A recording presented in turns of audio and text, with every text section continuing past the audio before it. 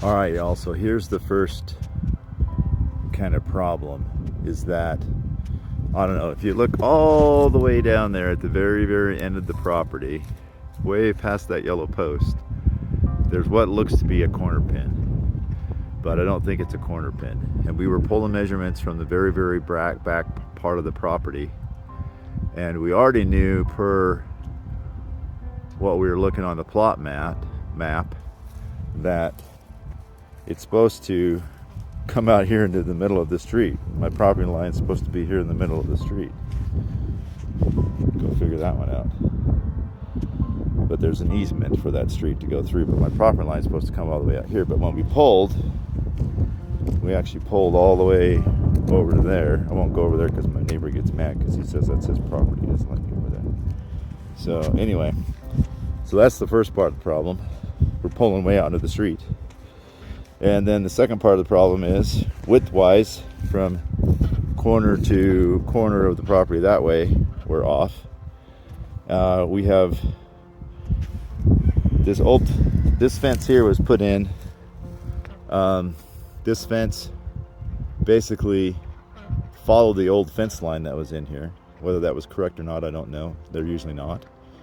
Front fence was put in based upon that fence line too. So this fence line here was put in. Same thing with the other side fence. I'll give you a posting on that one and the back. But everything's off. And I'll explain, even our easements for the gas line and everything are off. And I'll explain that here in just a little bit. But we're trying to figure out where we can pull from, and everything that we're trying to pull off of isn't making sense. And what that means is, if we were to pull everything off of what's not making sense, the placement of the house would be in the wrong spot, and potentially we would have to restart and redo. So it's best for us to spend a couple of thousand up front and figure out where the property lines are so we can get proper placement. But I'll show you the other stuff. Hang on.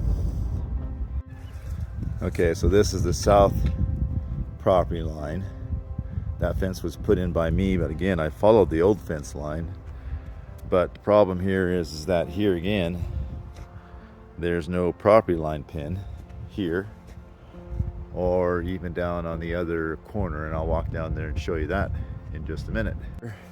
Okay, so here is what we would call the southeast corner of the property. And we were out here looking all over, trying to see if we could find a corner pin, and there is no corner pin out here anywhere to be found.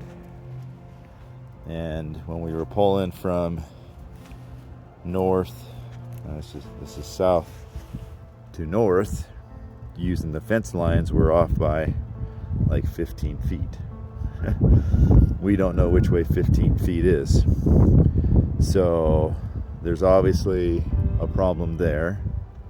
And if we're pulling from these back lot lines, our lines aren't correct there, because it puts us, like I was showing you earlier, way on the other side of the street.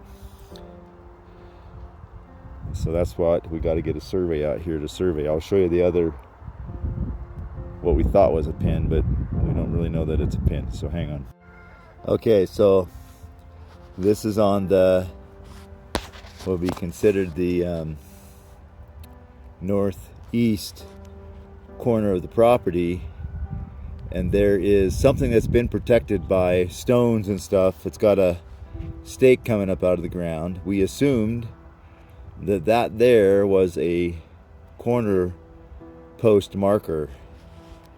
But the problem is, when we pull off of that, like I said, we're pulling way across the street, where per the plot plans, the middle of the street is supposed to be where my lot line ends. But if we pull off of that, we pull way to the west side of the street and into my neighbor who lives across the road, his property line.